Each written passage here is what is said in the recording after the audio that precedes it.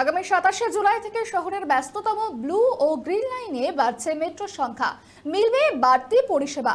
এখন থেকে সপ্তাহের কাজের দিনগুলোতে ভোর 6টা থেকেই মিলবে প্রথম মেট্রো এবং শেষ মেট্রো মিলবে রাত 10:30 তিলোত্তমায় বাড়ছে মেট্রোর সংখ্যা। শহর কলকাতায় এবার ভোর থেকেই মিলবে মেট্রো। 27 জুলাই থেকে পরিষেবা সম্প্রসারণের বড় সিদ্ধান্ত মেট্রো রেল কর্তৃপক্ষের। পরীক্ষামূলকভাবে শহর কলকাতার দুই ব্যস্ততম রুট ব্লু লাইন অর্থাৎ দক্ষিণেশ্বর থেকে শহীদ ক্ষুদিরাম রুটে এবং গ্রিন লাইনে বাড়ছে ট্রেনের সংখ্যা। পরিষেবার সময়সীমাও অনেকটা বাড়ানো হচ্ছে। বদলাচ্ছে মেট্রোর সময়সূচি। ব্লু লাইন দক্ষিণেশ্বর থেকে শহীদ ক্ষুদিরাম, সকাল 6টায় পাওয়া যাবে প্রথম মেট্রো। শেষ মেট্রো ছাড়বে রাত 10:30টায়।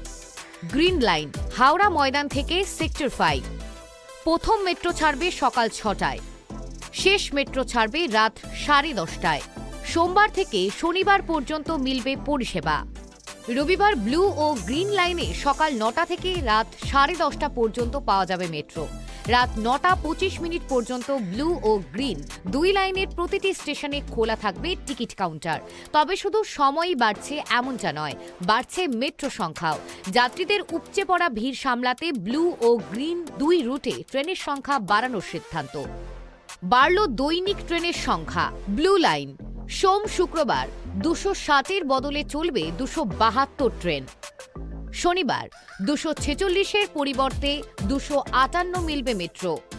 রবিবার 152-র জায়গায় মিলবে 158 মেট্রো।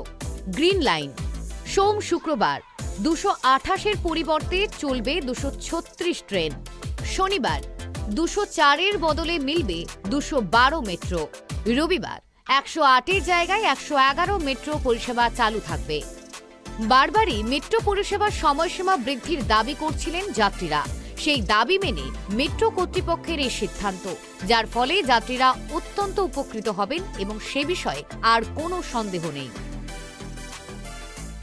অভ্রদীপ দাসের রিপোর্ট, KTV বাংলা।